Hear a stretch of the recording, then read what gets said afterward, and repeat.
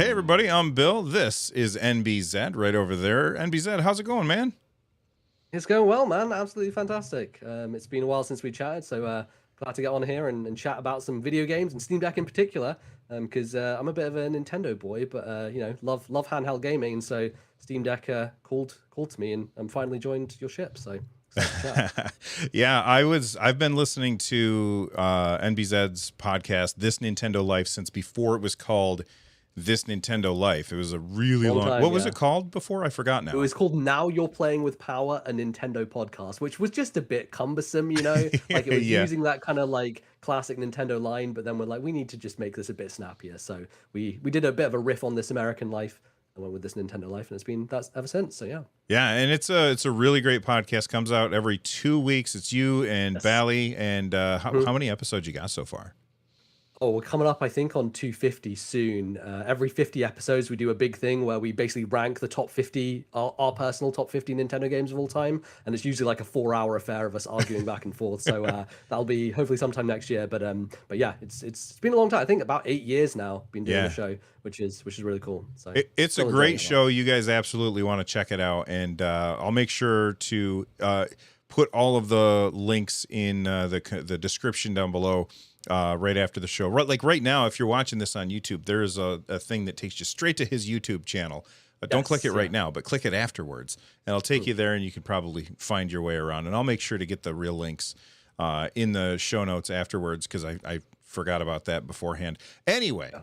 We are here to talk about not Nintendo, but Oh, some PC gaming, as this is On Deck, your PC gaming podcast, where we talk a whole bunch about the Steam Deck.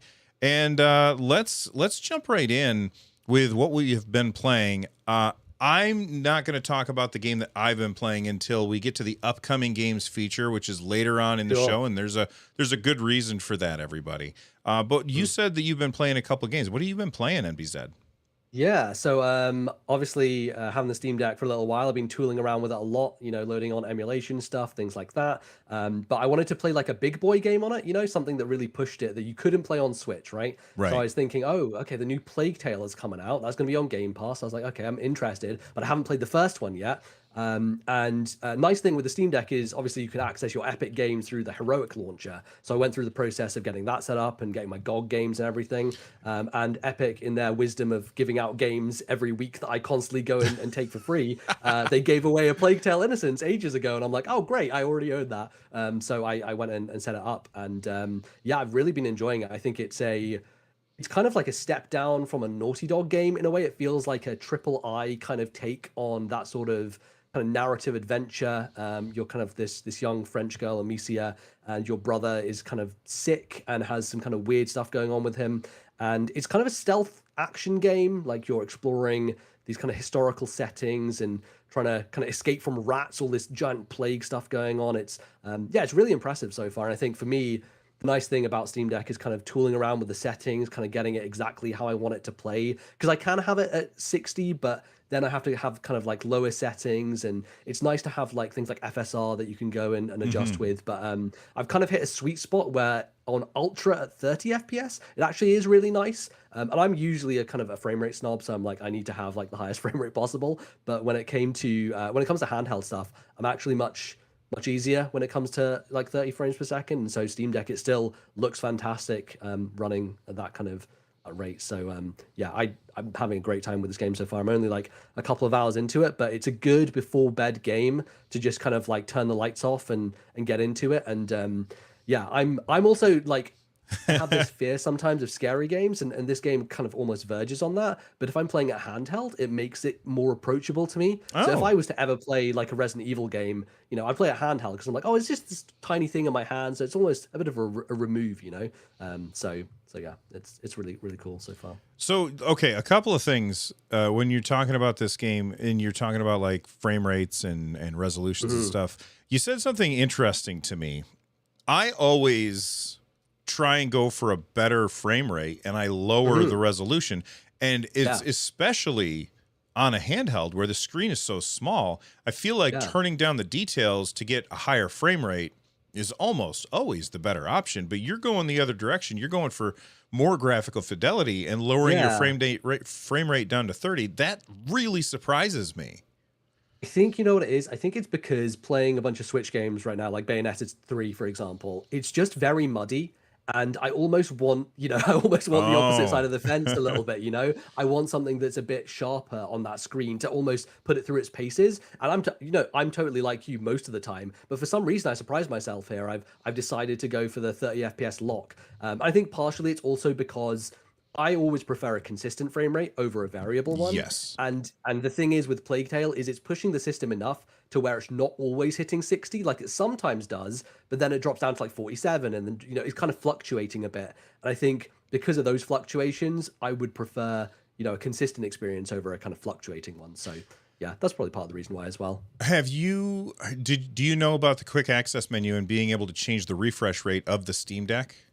Yes, Oh, exactly. okay. That's what I've been using. I've been using basically going down to 30 FPS on Okay. that quick access menu. And I did try FSR, which is AMD's like DLSS equivalent, right? Mm-hmm. Where you basically lower the resolution in game and then up it in FSR so that you can basically play at a higher resolution and keep the frame rate. But I found it was quite I don't know, sharp. The image gets sharpened, when you use that function. Yeah. So it just looked a bit off to me. So yeah.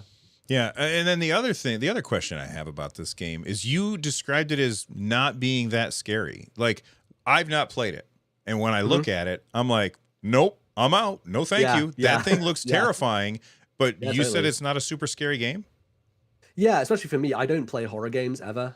This is probably a bad time for me to be on the show on a Halloween episode, I'm very scared of that stuff. But I think this game is far more the terror is like these rats, and you're often in kind of like underground caverns with these rats that they're almost like I don't know, it's like a horde of zombies, but like they're so small and just like almost indecipherable that you can't even tell what they are. They're just like this giant kind of roiling kind of mass, and it's It's I don't know, the something. classic question that you ask somebody: do you want to be attacked by one horse-sized zombie Yeah. or 1,000 whatever it is? It doesn't matter. Yeah, But yeah, yeah. that classic question.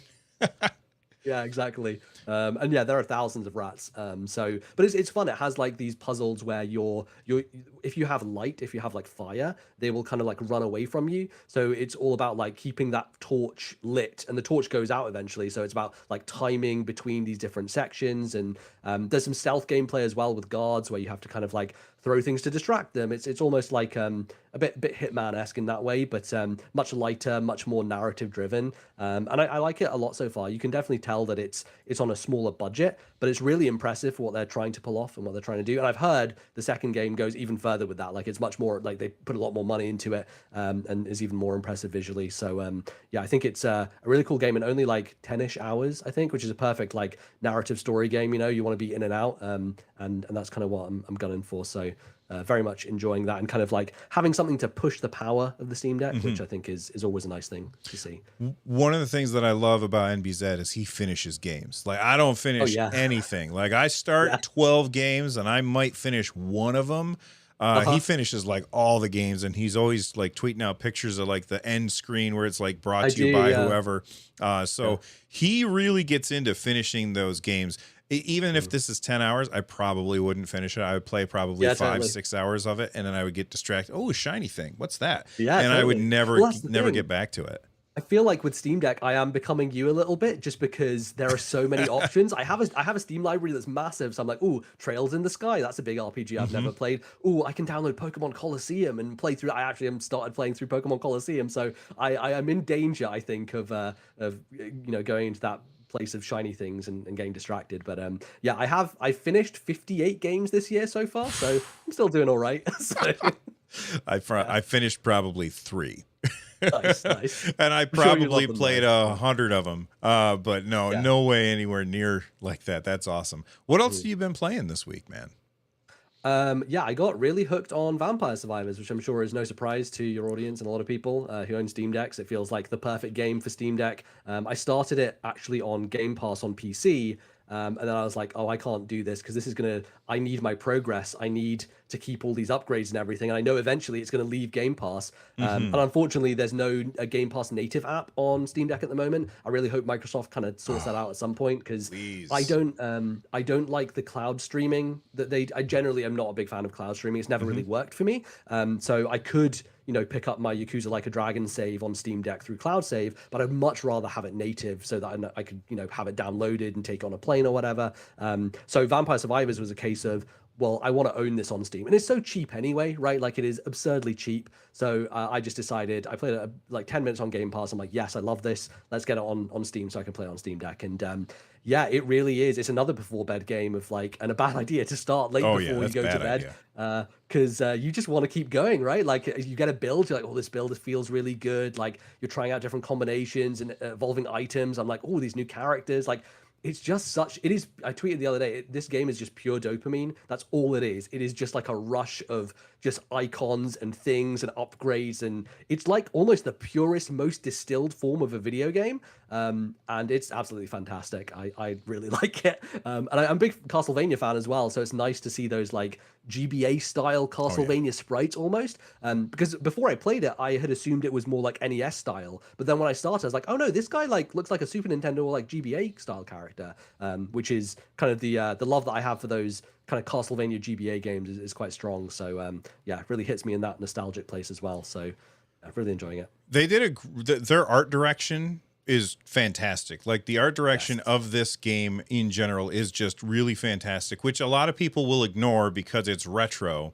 And a lot of people will just look at a game and they'll say, oh, it's retro. They kind of write that off as low effort, I think. Right. And I don't think that that's low effort at all. Like, it takes a lot of work and skill in order to take a game with a very small color palette, a very small like sprite size, and make things look interesting. Like, back in the day, they did that because they were limited. And now there's people who are constantly limiting themselves on purpose in order to make a game that has a art direction. And I think that that's just awesome. Yeah, totally. I think for me, it's also the readability, right? Like, if you're going to make a game like this where things are just exploding constantly, you need, as a player, to be able to understand and process all that information that's going on. And so I think it's pretty remarkable the way in which, like, you can have a screen that is just full of stuff just flying all over the place, and then you're like still able to understand what's going on. You're still able to comprehend it. I think it's just a really, really clever game. And obviously, it's been imitated a lot, and we've seen lots of different variations, and it still seems to be quite popular. Although not so much on console yet, which I'm interested to see what is the kind of like the breakthrough game. If does Vampire Survivors come to console at some point? Because it really has been a PC focused thing at the moment, which is pretty interesting. Well, I think that, I mean, first off, before I forget, I want to let people know it's on sale right now for 20% off, which is $1. It's $1 off. So it's $4 right now. It started out at $3, and then they raised the price to $5 when it was done with early access. But it was when they realized, hey, we got a hit on our hands. We could probably earn some more money by increasing the price by 100%, which sounds bad, but it's still only $5. And now it's on sale for the Steam, the current Steam sale, which we'll talk about later on in the show. It's so good. But to what you were just saying, like, seeing a lot of, like, for those of you that don't know, NBZ is a publisher, or he works for a publisher. Yeah, I work for a publisher. Yeah, and so like he goes and looks at games, like every game that's on Steam, and well, you can go ahead and say that part. Yeah, I mean, yeah, basically part of my job is I look for games that we can sign to our publishing label, basically. So we're looking for games that, we can help with marketing and all those sort of extra things, getting games on console, loads of different elements involved. But part of it is looking at every single game that goes on Steam every single day. And let me tell you, there are a lot of games that go on Steam every single day. A lot of them are terrible. But 90% of them are really bad. I just look at them sometimes. I'm like, wow, you really just wanted to pay Valve $100 to put this MS Paint thing on Steam. But, people can do what they want. Yeah. But by doing that, I have seen a lot of Vampire Survivors clones, let's say.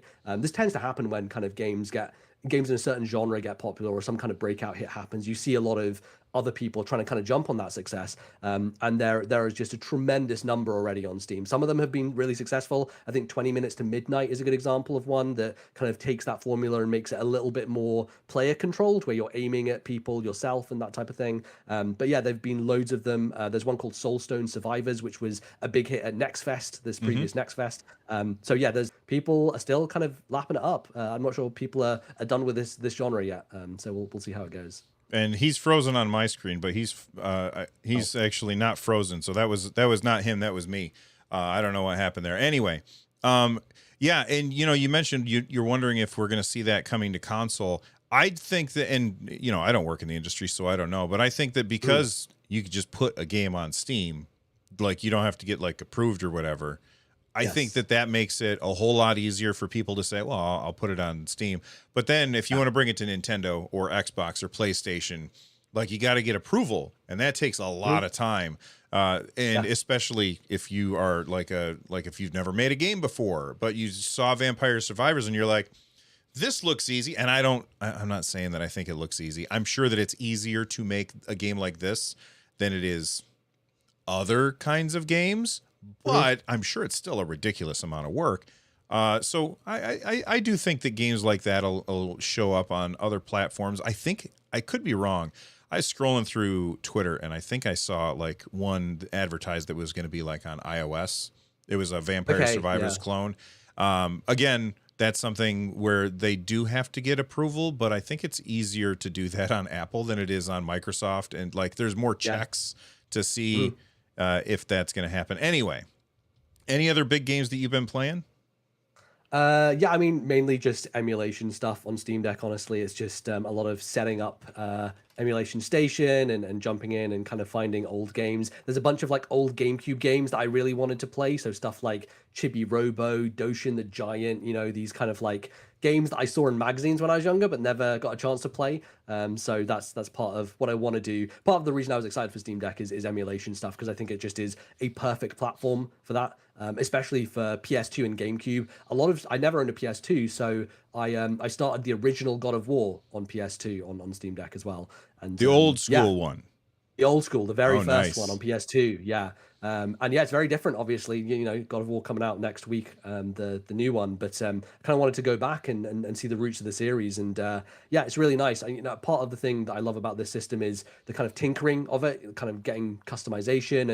And part of that joy is like going through and playing God of War and being like, but how do I set up save states properly in the way that I want? I want them on the back paddle. So let's look up like what are the inputs and going into the kind of controller menus and changing all that stuff. So yeah, I've mainly spent more time tinkering to get God of War work than playing it itself. But I'm enjoying what I've played so far.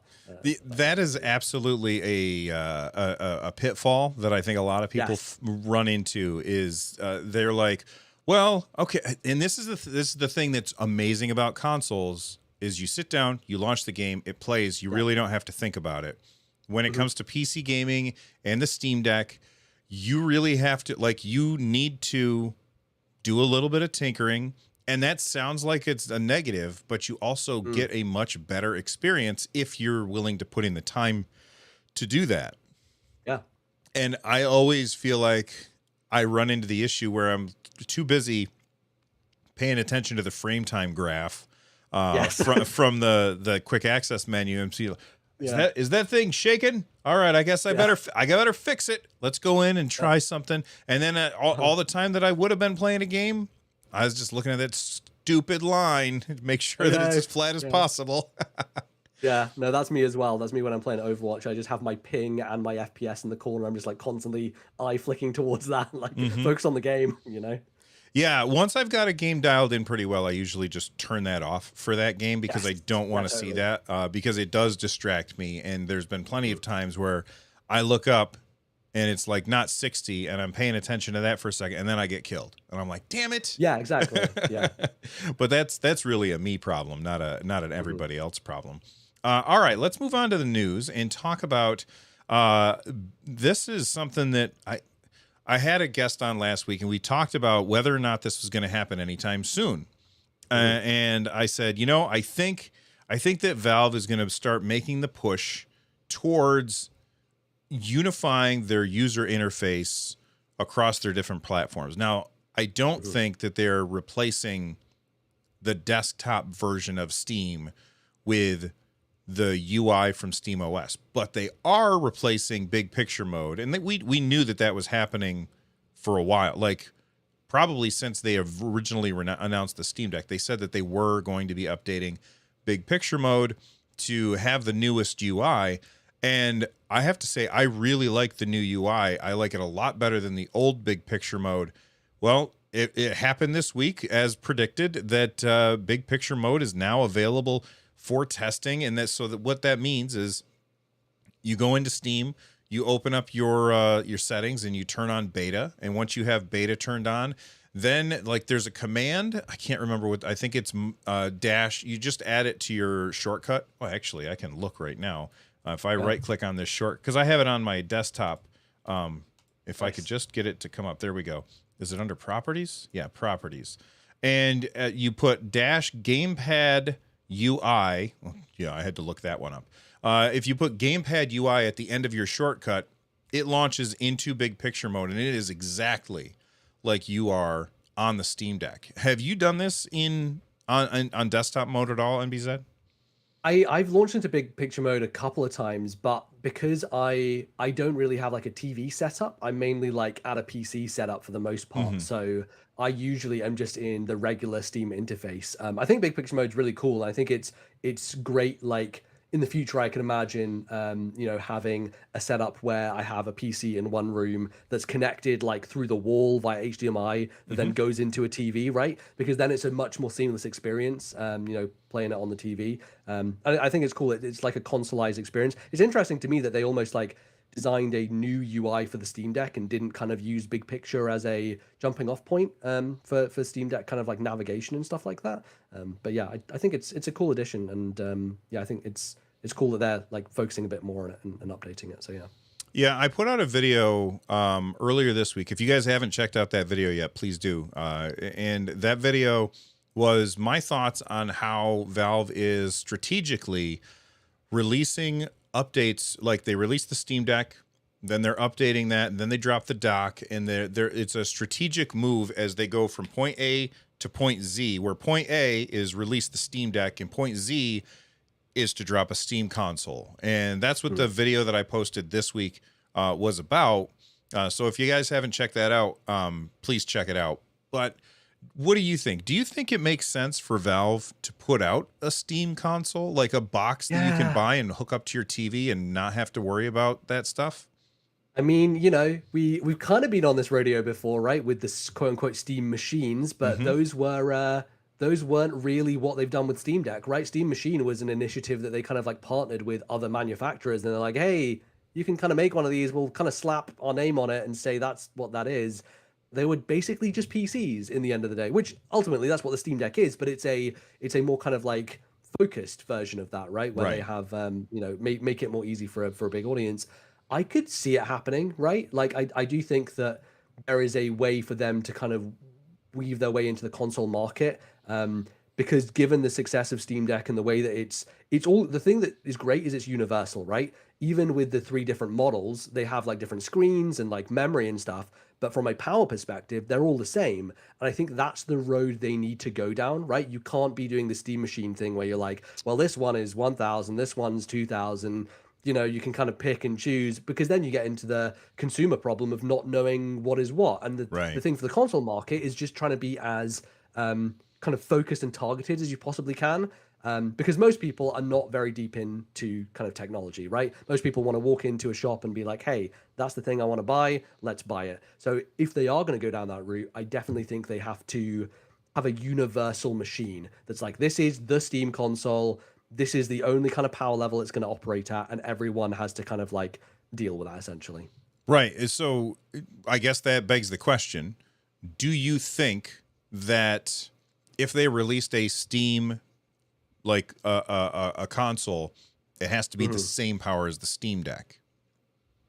I don't think so, no. I think the Steam Deck obviously is held back by the fact it has to be handheld. Right. So I think if they're to release a console, they could go toe to toe probably with Microsoft and Sony in terms of power level, potentially even higher. It depends on how much of a loss they want to have because, ultimately those companies make a massive loss on their hardware. A lot of Hmm. what they make it back up on is the software side of things. And, the PS5 is pretty cheap for the power that you get in that Yes. machine. Same with Xbox, right? It's kind of ridiculous. And I think if Valve were going to do that, they'd have to understand that's what they'd also have to do is take a hit on the power side. But I feel like they could put out something that is comparable in terms of power level with both of those consoles for sure, and do quite well, especially because the Steam ecosystem as a kind of like place to buy games is generally cheaper, just more affordable overall, and I think that they could find their way into the market potentially. It'll be hard, but they can try. Yeah, my only problem and my only problem with that, like them going with a more powerful version, is right now they have Steam verified or deck verified, Yes, right? yes, So you totally. get a little check if it runs well on the deck or whatever. And say what you will about that program, but there's some games that are deck verified that don't run as well as everybody, excuse me, would like. And there's plenty of games out there that are, they say, unsupported and they work just Mhm. fine. Um, Yeah, totally. how like would they then have to have a separate verified system for Yeah. that? Like that would really cause problems, I think. Yeah, it makes things muddy, doesn't it? Because then you almost have this like double check mark system. It like works on deck, but not, or like works on console, but not on deck. Yeah, I think that is a tricky thing for sure. And I wonder if, if they do make it consoleized, they almost have to bring it up to a power level where everything works almost, right? Like it has to. Yeah. And I think this is one of the big problems with Steam Deck from a mass consumer perspective is obviously it's not available in just like you can't just walk into Walmart and get one right now.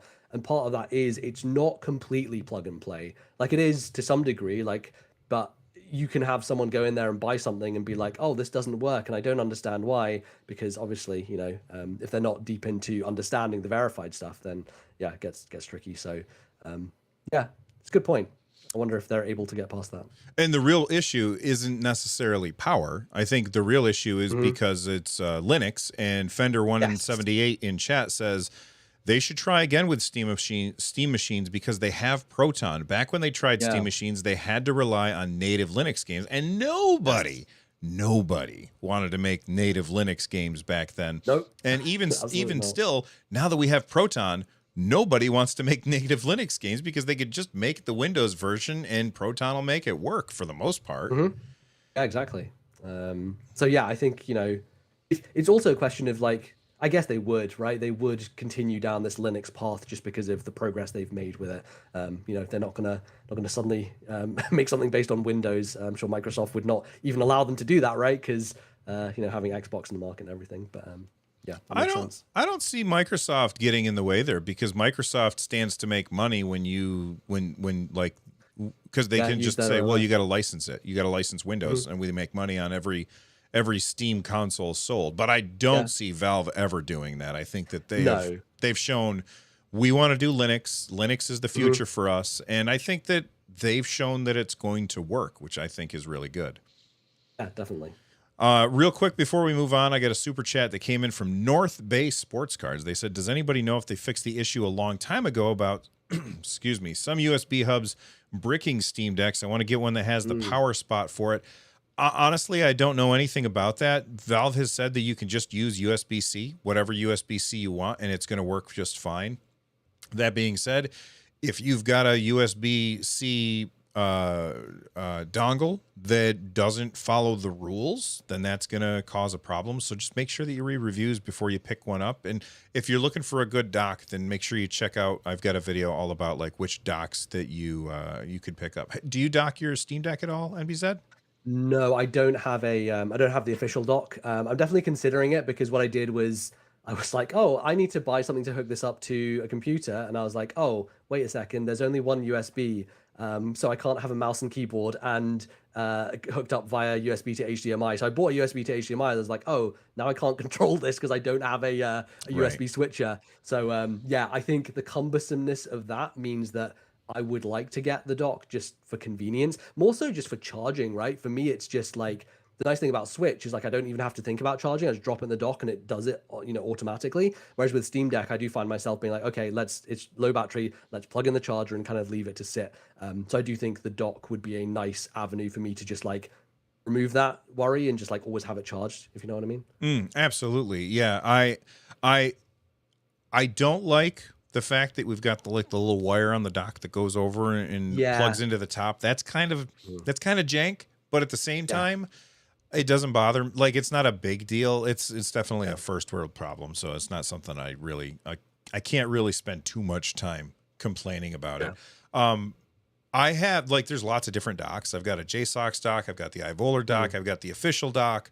My personal favorite one is the iVolar dock. I use that one almost every day, and that is cheaper than the official dock. But the big difference between those is that the official dock comes with a charge, like an extra charger. So you can leave a charger in your bag and then leave one hooked up to your dock all the time. So there's a lot of convenience there as well. Makes sense. All right, let's move on and talk about some patch notes. We've got some patch notes that came in about, of course, big picture mode, which we mentioned a moment ago. Big picture mode is now available for testing. So if you haven't tested that out yet, you're going to want to check it out. They also fixed some login flow that supports the new QR code functionality. Have you installed? Are you on iOS or Android? I'm on Android. Have you installed the new Steam app? Have you updated it so that's got like the QR code login? I do have. I noticed it got updated. I was like, oh, I wonder kind of what they've been doing here. I haven't tried the QR stuff, but yeah, it has been interesting new interface for sure. I want every single app to do that. Like Discord does it, and now Steam does it, where if I want to log in and I got my phone with me, like, because every once in a while I get logged out on my computer for whatever reason. Like, I think they're just doing it for security reasons. Hey, we got to kick you out after a while and make you retype your password. But then I just open up my phone and I go zoop, and I'm back in, and it's instantaneous and super quick, and I love it. And it's great on the Steam Deck because I have very long and complicated passwords, and I even use like a password manager. So what I end up doing is I have to open up one password and I got to go search, and okay, this is the thing. And then I set my phone down. This happens to me whenever I try, to play Final Fantasy 14 on the Steam Deck, is I got to set my phone down and set my Steam Deck next to it and type in the password. Oh, I screwed that up. Delete. Okay. And I get it all typed in, and then I hit enter, and then I got to grab my phone again, switch over to Authy, which is my two-factor authentication app, and then type in those stupid 6 buttons, which is fine. I'm 100% support two-factor authentication. Keep my account safe. The QR code is just so much easier. Yeah, it's so much more convenient, right? It makes things a lot easier. Have you been playing 14 natively on deck? Because I tried streaming it from my PC basically, and I mainly play that game with mouse and keyboard. So I was like, oh no, I don't know how to play with controller. Yes, I had. Well, so when the Steam Deck first came out, it was a fully supported game. There was no problems, and then Square Enix, I don't know what their problem was. They broke it, and it wouldn't run on the deck anymore. So the only way that you could play it was to stream it, and then they fixed it. So now it's pretty much fixed. I can't remember. You got to use like a different version of Proton, I think, if I remember correctly, which is super easy to do. It's really not a big ask, and people in the Discord will be able to help you out if you want to know how to do that. But yes, I do play it natively when I play it on the Steam Deck, but I've also been playing that game with a controller since I started playing that game. Like mousing, it's a terrible mouse keyboard interface if you ask me. I playing it with a controller is the superior way to play that game, in my opinion. I will die on this hill. That's throwing it down to the traditional MMO crowd for sure. I kind of just like got used to. I also agree. I don't love playing those types of games with mouse and keyboard, but I just kind of like I did it so much that I got used to it, if you know what I mean. So I'm like, well, I learned this way. Now I don't know how to do it the other way. So I would like to get back into that game on Steam Deck, but just need to unlearn my mouse and keyboard and relearn on controller. Yeah, it's really tough to unlearn that muscle memory, because I've tried playing it on keyboard and mouse, and it's weird because I played World of Warcraft for 7 years, and that's only mouse and keyboard.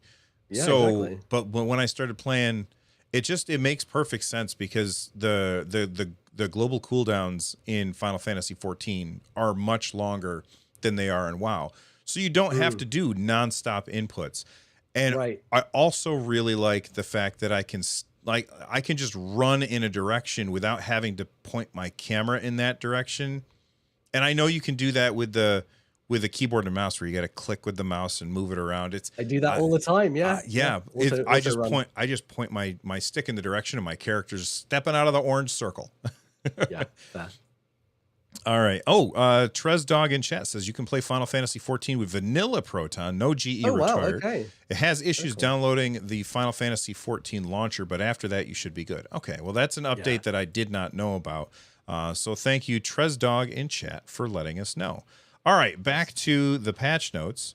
They reduced client load times for people with large game libraries, people like NBZ who have a massive stack of Steam. How many games you got? I think I'm probably 600 at this point. Yeah. Oh, okay, that's more than me, but it's less than I anticipated. I thought you were going to be around 7 or so. They reduced the size of the Steam client download. They fixed a couple of other things, a lot of fixes, and then Steam input. They fixed doubled input for Nintendo Joy-Con controllers. I have the NES controllers for my Nintendo. I wanted to play Dr. Mario with my wife, and I was like, okay, I'm going to get the Steam Deck up on the screen, and I'm going to pair the controllers. They paired right away. One of them shows up as Nintendo Switch Joy-Con L, and the other one shows up as Nintendo Switch Joy-Con R. And I was like, okay, this is going to work. I started the emulator. D-pad stops working. I'm like, what the hell? Oh, no. I cannot figure out what it is. And those are the controllers that I wanted to use for Dr. Mario. So I guess if we're going to play Dr. Mario, we're going to continue playing it on Nintendo Switch Online's the little subscription service. But I really just wanted to play it on the Steam Deck in order to test it out. And those do not work properly. If you guys in chat know how to fix that, let me know. Have you paired any other controllers with the Steam Deck, or are you just basically playing it handheld? Yeah, I'm pretty much purely handheld at the moment. So my co-host on my podcast, Bally, he just got a Fixture S1 for his Switch, which he swears by, which is basically it's like a kind of attachment that you can slide the Switch into, and then you can attach it to a Pro controller. So you basically like have it attached to your Pro controller with the screen just kind of like on top of it. The Fixture S1. Oh, I understand. Yeah. So you're holding the controller in your hand, and the Switch is like above your hands. Exactly. It's got like an almost kind of like you can lean it back and everything. And he swears by that thing. And I was wondering, I wonder if you could do that with a Steam Deck. But this thing is so heavy and big. I'm just like, I don't know that would be possible. So I've definitely considered it. I think for like when I'm going to Japan next year, so which I'm very excited about, and obviously long flight for that. So I was thinking, okay, I should probably like bring a controller with me on the plane, so I can kind of like put it and kind of lean it on the flight table and play it that way, because that's a way that I've enjoyed playing Switch in the past. I remember playing Astral Chain using a Pro controller on the plane, just kind of sitting it there. So it's something I would like to do when traveling for those long distance things, but have not tried yet because I just haven't needed to. Right, for the most part, I am just in bed playing the Steam Deck, and don't feel the need to. Well, before you go on your trip, check out and they're not a sponsor or anything, guys. This is just a cool thing. And actually, I talked about this on the last episode. This is the Deckmate, and nice. I'm not going to try and get the camera to focus on it because it won't. This is the Deckmate. I talked about it on the last episode, and after the episode, the people who made it reached out to me, and they're like, hey, all those criticisms that you had about it, thank you for telling us about those. We're working on improving them. One of the criticisms I had was like, when you put it on, it fits so damn well that taking it off feels like I felt like I was going to break the Steam Deck. I didn't, but I was worried that I was going to, because you really had to pry. But if you haven't seen this, I almost called you Bally. Sorry. I just hear you guys together so often. It's all good. So it's got like a little kickstand, right? And it just snaps into this spot on the back. And then it's a really good kickstand. This is not a flimsy, crappy kickstand like that, like on the Switch. This is fantastic. This is a great kickstand. Nice. So when you go to Japan, Pick up one of Yeah. these deckmate things with the kickstand, and I think that you'll be happy with Nice. that. And that one, then you can play Astral Chain that way if you Yeah, want to do your absolutely. Yuzu emulation. Yeah, could do. Yeah, absolutely. All right, let's see. Flick Stick. Have you tried Flick Stick? I don't think so, no. Okay, so I'm going to tell you what it is real quick. I've been playing it with your game, and we'll talk about his Okay. game in a little bit. So if you look at a controller, like you're looking at my Switch Pro controller right now, and you look at the right stick, imagine that that's like your head, okay? Right. Your character's head within a first-person game. And if I push down, your character immediately does a 180 and faces behind you. If I push to the right, your character turns 90 degrees to the right. And that sounds awful, but then when you combine it with gyro, it's actually really cool. And I made this commitment. I said that I was going to try using Flick Stick on the next first-person game that I'm playing. And so I'm playing your game, which we'll talk about very soon. I promise everybody. And I'm playing it with Flick Stick. It's tough. It's like the muscle memory is not there for me. But I also remember the days when I got my hands on Orange Box and I said, I'm not going to be able to play this on a controller. I need a mouse and a keyboard to play a shooter. Yeah. And eventually I learned it. So I want to try Flick Stick because what it allows you to do is turn super fast one way or another, and then do very, very fine movements with the gyro. Right. Micro adjustments. Yeah, that sounds like VR almost, right? Like, because I get motion sick in VR, so I have to use that kind of like Flick Stick setup in VR to kind of like move like in increments, which helps a lot. Yeah. So they updated Flick Stick, and they said fix for Flick Stick tuning when exiting an overlay layer with the stick still throwing. I ran into this a million times because what you do is you're playing a game like a first-person shooter, and in order to set up that game, because the developer didn't know that you were going to be doing this weirdo thing, right? And so what you do is you find like a point in front of you, and you turn on Flick Stick, and then you push the stick all the way up to the top, which is face forward, and then you swipe it all the way around, and then your character does a 360. And if you turn too far, then you lower the sensitivity. If you turn too little, then you increase the sensitivity, and you kind of go back and forth until you get it right. Well, they just fixed this issue where if you hit the button too fast and you still have a little bit of, English on the stick before you let go, it was screwing everything up. Well, they fixed that, and that's awesome, and I'm very, very happy about that. Very cool. All right, and then lastly, in the patch notes, the desktop controller layout now defaults to a desktop-friendly set of controls. Long pressing menu button will toggle back and forth to a gamepad-friendly layout. This is very interesting because if you are in desktop mode for some reason, maybe you're using the Heroic launcher in order to get your non-Steam games on your Steam Deck, which we will talk about very soon. Yes.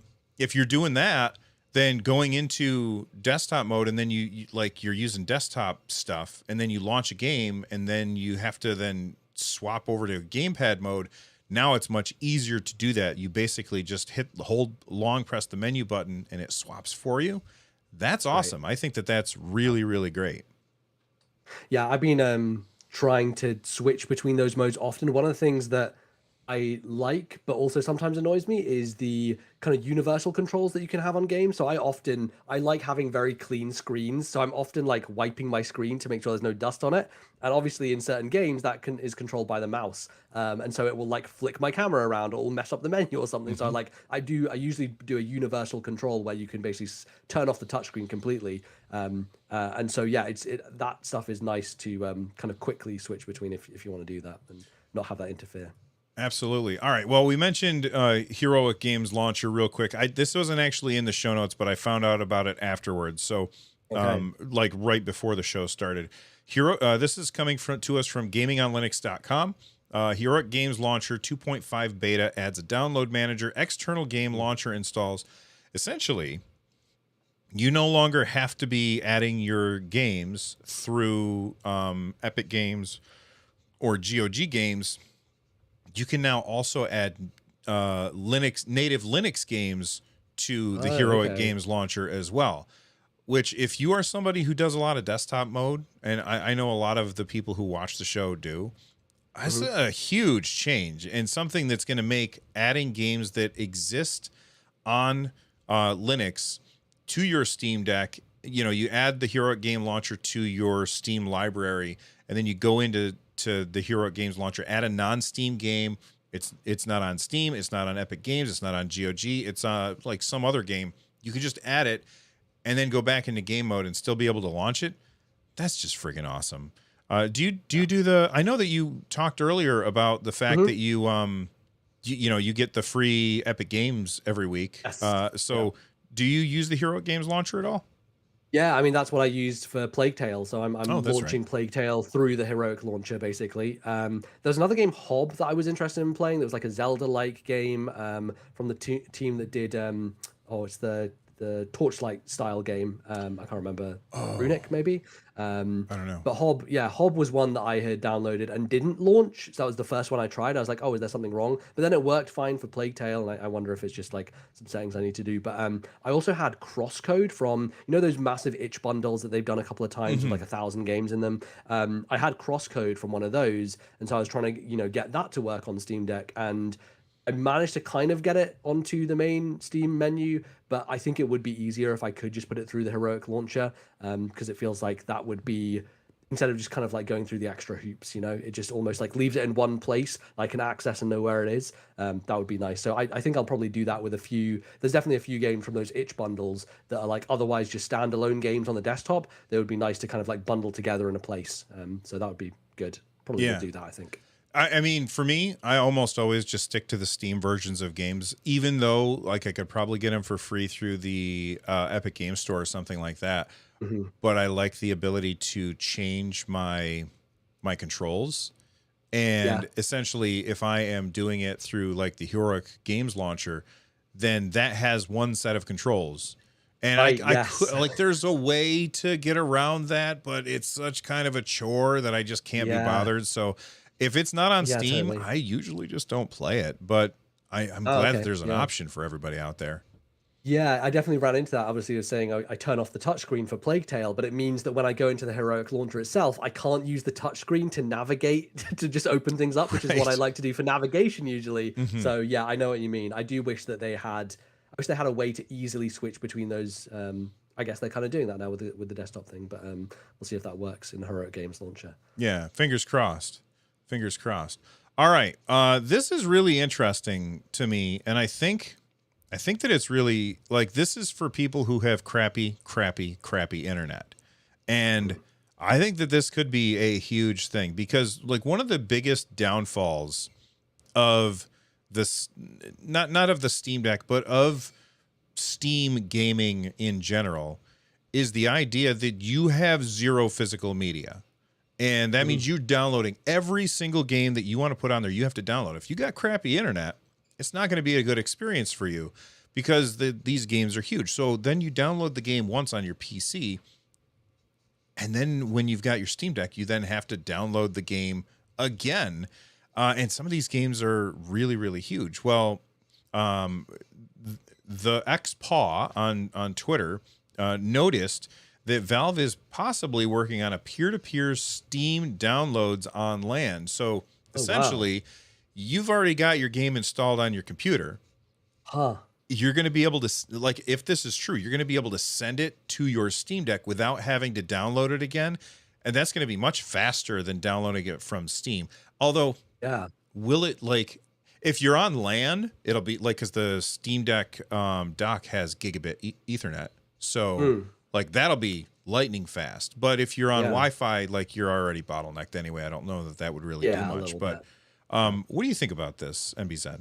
That's awesome. Yeah, I've been, when I'm kind of doing emulation stuff, it's easier to get ROMs and things from, on actual PC. And so transferring them across, I was trying to look into ways of doing that because when you format an SD card for Right. the Steam Deck, it's Linux. So then you can't plug it into your PC to transfer over. So I was like, okay, what's the best way to do this? And there was a program that kind of did almost local area sharing, where you'd have a folder that is on your PC, but you duplicate it on your Steam desktop. And that was actually quite quick in terms of transferring files over. Like God of War 8 gig file was pretty fast, much faster than it would have been me downloading it directly to the Steam Deck itself, right?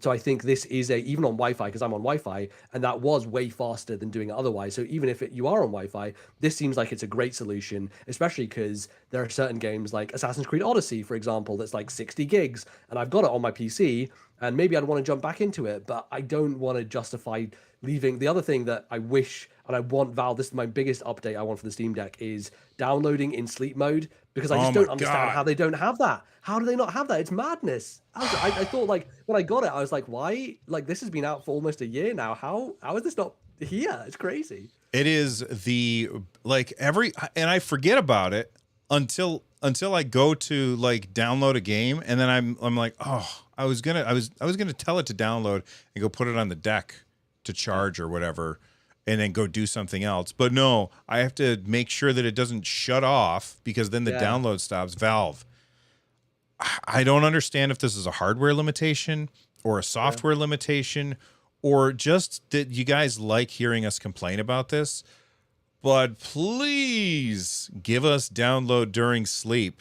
Please. They need this. Athen Immortal says they need a download mode that basically changes CPU to 6 watts and turns the screen off after 10 seconds. Yes. 1,000 times yes. Valve, make it happen. Look, Nintendo figured out how to do it, so yes, if they can do it, then you certainly can. All right, let's talk about some bad news, I think, and that is some very expensive prices for games might be happening. Not in America, so hey, I don't have to worry about it. But if you don't live here, then you might be getting screwed. This is not good. This comes to us from PC Gamer. Steam's recommended prices go way up in many countries. 18% in Europe. 485% in Argentina. And there's a bunch of other like price changes that you guys can check out. There's links in the show notes that you guys can go and take a look at. 13% in Canada, Mexico, 16% increase. Let's see, what are some other 50% in Thai baht. Let's see, Philippines, 37%. Holy cow, 8% for my very good friend NBZ here. Yeah. What's your reaction here, man? This is interesting. I actually had a meeting about this today. Oh, okay. It's definitely an important thing to kind of think about, because I think part of the reason Valve is doing this is because VPN folks who go to different countries is a big issue, right? Prices of games in places like Turkey and Argentina especially are absurdly cheap, which means that if you VPN through those countries to Steam, you can get games incredibly cheap.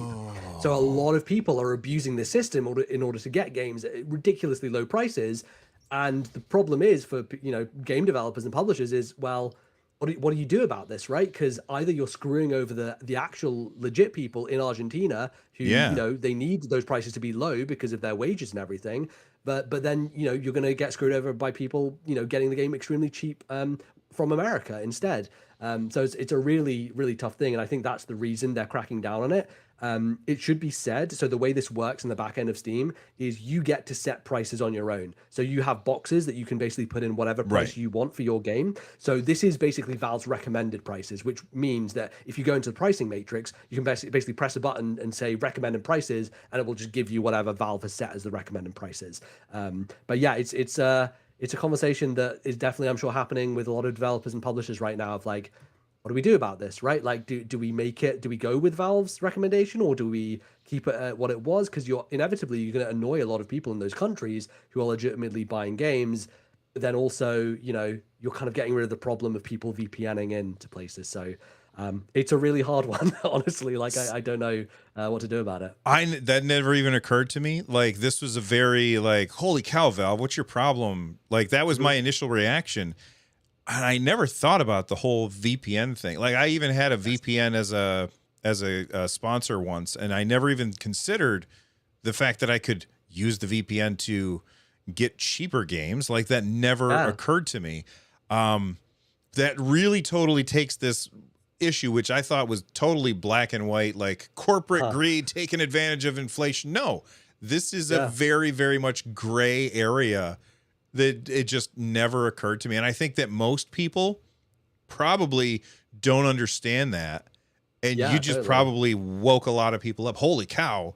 I had no idea that Mhm. I could have been saving money all this time, damn it. Right. Yeah. And B, there's a lot of innocent people who are going to get screwed by this, who they didn't do any cheating, but man, Yeah. like it's going to be like you can eat this month, or you can play you can play Vampire Survivors. Right. Yeah. No, it's crazy. It's a really hard thing to get right, and I totally get why it's a tricky issue for Valve especially. But yeah, I mean, I've done not on Steam, but I did this on Switch. As soon as Nintendo had Switch, they were suddenly region free.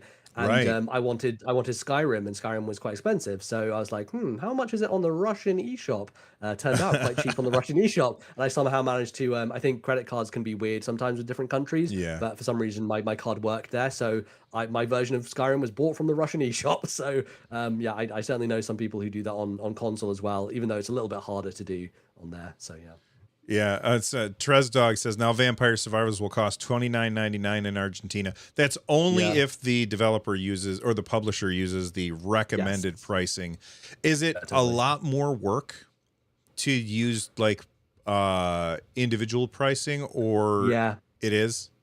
So Well, it's you much basically easier for have somebody to to. just click a button and go. It is so much easier, yeah, which I'm sure most people will do that, right? Which is the issue here is most people are Yeah. not going to think about it, because you basically have to go into each individual currency and change each individual box for each currency. So Yeah, because like I have like shirts, like merch and stuff for my YouTube channel. There's probably a link somewhere. People click the button. mm, And when I like come up with a stupid shirt design like that says just show me gameplay or whatever, yeah, it like the store that I use, they're like, do you want to set a price? And I'm like, no, just whatever you guys usually do, because I don't know how much a mhm, shirt should cost. Like right, I do not shop. And if I did shop, I don't shop for clothes. All of the clothes that I wear, my wife has bought me. So I don't do any shopping. I don't know yeah, how much stuff should cost. My wife is the money boss, and so I just say, however much you think it should cost their shirt store, and then I don't have to worry about it. And I bet you there's a lot of other people out there that do the exact same thing. On right. Steam, they just say Mhm. whatever Valve says it should cost is what it should cost. But how do they make that decision? Like, there's games that are Yeah. $60 and games that are $5. How does that, like, do you know how that works in the background? Yeah, it's it's a weird thing, right? It's like how much money do you think you're going to make versus how much has been invested into the project, right? Like with indie games, right? Pricing it varies so much, and a lot of what we do is kind of like looking at comparative games. Is like how much did they charge? It's kind of comparing against apples just to kind of see where you are in the market. So yeah, it's very tricky. Yeah. Oh, that's so interesting. Like, we could do an entire episode about this, but we won't, because Sure. we got Yeah. to talk about upcoming games. Hmm. And this is the reason that I actually invited NBZ onto the show, because he was like, "Hey, I got a game coming out, Bill. You want to check it out?" I said, "Sure." And then I was like, "Hey, you need to come on my show and talk about this game, because this game is Well, cool." And that's all I can say yeah. about it right now. All right. NBZ, tell people about your Yes. game. Absolutely. So, yeah, so we are publishing a game called the Entropy Centre, which is a first person. Oh, there's me. I'm streaming on Steam right Oh, now. that is you. It is, yeah, I yeah. I always recorded the just ignore stream. that thing up there on the top Yeah, because I find it irritating, but not anymore. That's my yeah. boy NBZ right there. Yeah, absolutely. So yeah, this is a first-person puzzle game. You might compare it to a game like Portal, and the idea is that you have a gun that rewinds time. So yeah, a lot of kind of like puzzle-based stuff going on here. You're kind of going through different rooms and moving cubes onto buttons and rewinding things, and there's lots of different elements. There's like a jump cube that you can use to kind of like get momentum and jump on things, and your gun talks to you as well. So your gun is a character. She's called Astra. She's very chirpy, very delightful, and you play as Aria, who kind of like wakes up not knowing what's going on, almost has amnesia in some sense. And yeah, the game is all about kind of going through this place, figuring out what happened, and doing a lot of time rewinding puzzles along the way. And yeah, it's coming out on Thursday. That is November 3rd. And yeah, I'm very, very excited for people to check it out. We had a demo during Steam Next Fest, and the demo is still up there. So if you want to check out the demo and give it a try before you kind of check out the full game, you can totally do that. And yeah, it was a really, really cool project. We found it kind of like last year, and it's a one-man development team. So Daniel Stubbington, who is from Brighton, very, very nice guy, and he worked on trailers and stuff before this. Decided he was going to make his own video game, and knows Unreal and everything, and decided, yeah, I want to make this as the game of my dreams. So he went and did it, and we found it quite early. And I talked to him, I messaged him, and I still have the Slack message of saying, I played this, I think we should sign this game, and we ended up signing it, which I'm very excited about, and it's doing super well. So very, very looking forward to people getting to check it out. It's not just on Steam as well. It's going to be on PlayStation 5 and Xbox Series consoles, as well as PS4 and Xbox One. So if you have consoles and as well, want to check it out, absolutely go for it. But yeah, it's very exciting. And we got a question in chat. Somebody said, "Game looks great. Any idea on Steam Deck verification or playable?" Yes. Where is it right now? We don't have official verification from Valve. It takes a while to get that. You basically have to go through a waiting process. But yeah, I've been playing it on Steam Deck, and it runs great for me. Runs pretty seamlessly. I think you were playing it on Steam Deck as well, Bill, right? Yes, I've been playing it on Steam Deck. I've been using Flick Stick, and it's great. Actually, it's great because I don't know if there's a point soon where there's like combat or something, but I haven't had to worry about enemies yet, and so it's really good for learning Flick Stick. Because I don't feel like I have to be super fast. So it's really good. I would say the frame rate is usually like, I haven't really messed with the settings all that much. For me, so far, the frame rate's usually right around in the 60s. And if some crazy thing is happening on screen, it might dip down. But that's because I haven't like lowered anything. Or I did see that you guys have variable resolution. Yeah. And I think that after I turned that on, I'm not sure if I saw more frame dipping, but I only got to play it a little bit this weekend, and I haven't played it much after that because NBZ reached out to me on Friday about the game. Yeah. It's a really good game. There's a link in the description. If you guys are watching this on YouTube, there's a link in the description that it'll take you to the Steam page. You guys can add it to your wish list. It's a really interesting game so far, and I've only played for an hour. I think you said the demo is how long? Like the first 3 chapters? It depends. Yeah, it kind of depends on your puzzle solving speed, I guess. I've seen some people go through it in so IGN posted a video of the demo and they did it in 13 minutes speed running it basically. Oh, nice. But I've seen other people go through it in an hour. So it kind of varies depending again on your kind of puzzle solving speed. And it's something to kind of get used to, right? Because when you first start, and I don't know how you felt about it, but when I first played it, I was like, oh, I kind of you have to literally think in reverse, right? Like you have to think about what is the last thing I'm going to do and make that the first thing I do to solve this puzzle. And it's really trippy in that way. And it almost changes your perspective on how to solve puzzles, which is really cool. Yeah, when I was playing it, one of the things that I would do is I'd be like, okay, I'm going to need this here, so I'm going to set it there. And I'm going to need this here, so I'm going to set it there. And I should have done it the other way around in order to do it right. And that meant that I had to do many puzzles multiple times because I'd get up to a certain point. I'd be like, you idiot, come on. And so there are definitely moments where you feel dumb because you're like, there was one puzzle where I was just sitting there and I couldn't figure it out. And I was just like, what the hell am I supposed to do now? I can't figure it out. And then once it occurs to you, you feel like the smartest man in the world. And how did it take me that long to figure this out? I'm so dumb. Yeah, totally. Yeah, exactly.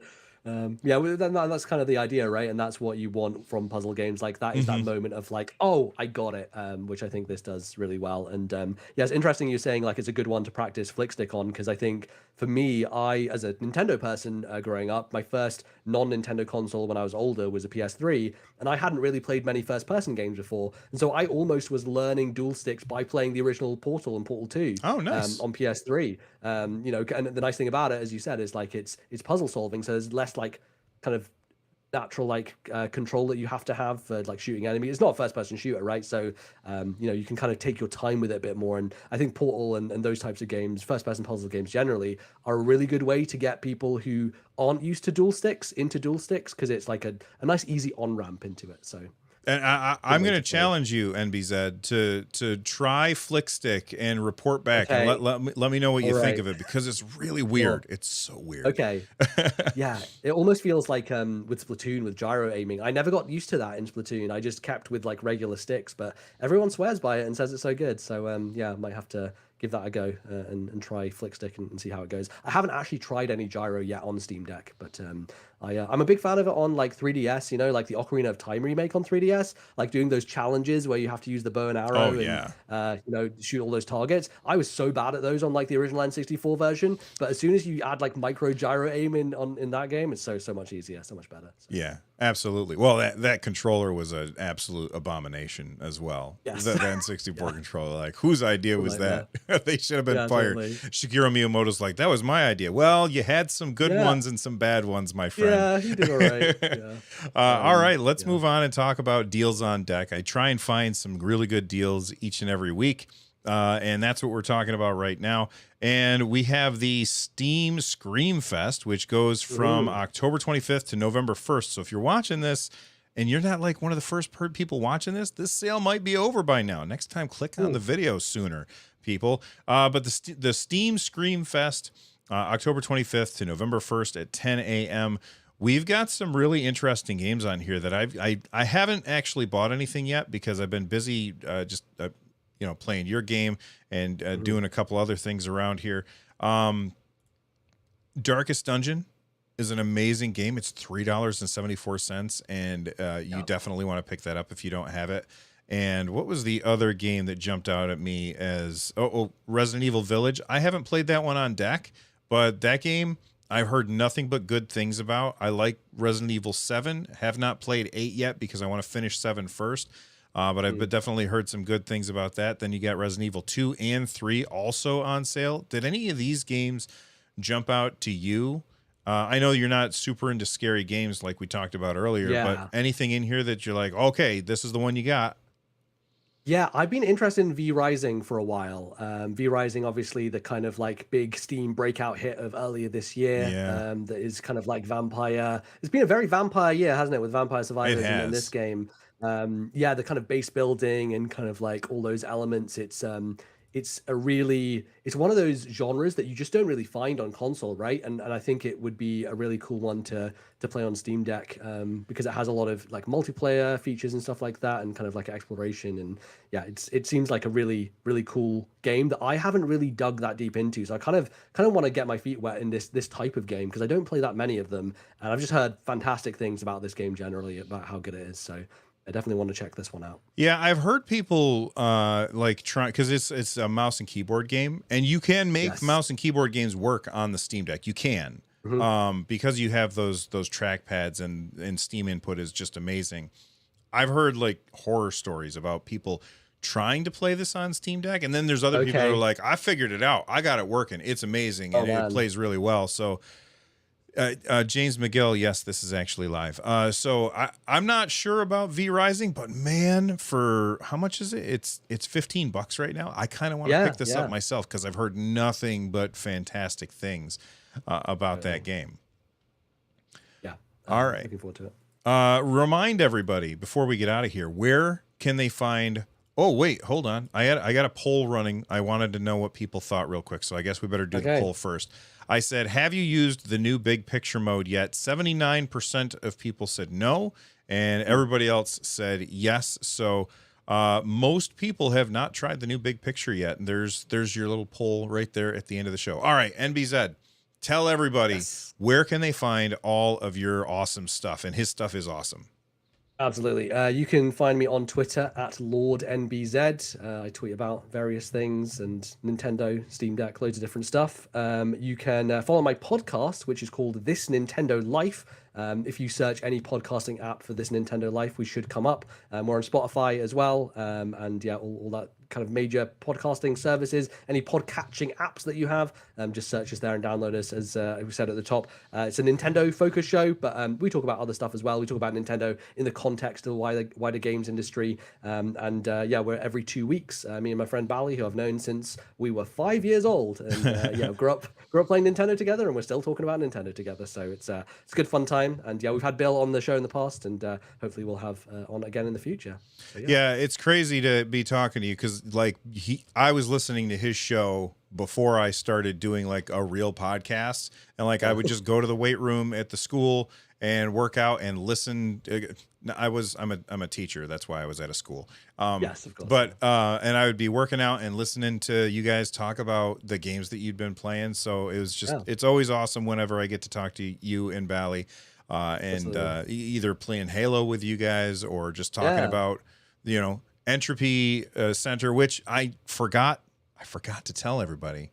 Don't count it against them that they spelled center wrong. Okay, it's not their fault. Yeah, we have had that issue. You know what? It's funny you say that because like in the tags for the trailers and stuff, we've deliberately put the let's say the wrong spelling in our opinion, the American spelling of center in the tags because we know that people over there are not gonna acclimatize to the British spelling. So there you go. Yeah, absolutely. Listen, everybody, if you want to get this show 100% ad-free, then head on over to patreon.com/nerdnest. You get this show as well as my other show, Games with Bill, without any ads in it, so you don't have to hear me talking about other stuff. You can just talk about video games. Patreon.com/nerdnest. And if you have yet to check out Games with Bill, do me a favor. Check it out. Wherever you listen to podcasts, just type in Games with Bill, and you'll see my stupid face, and you can subscribe over there. Everybody's always like, Bill, why isn't black and white? Are you dead? No, I'm still alive. I just like the way black and white looks. Stay awesome, everybody. We will see you next time. NBZ, thank you for being on the show, man. I really appreciate it. Thank you so much. Appreciate it. Great fun.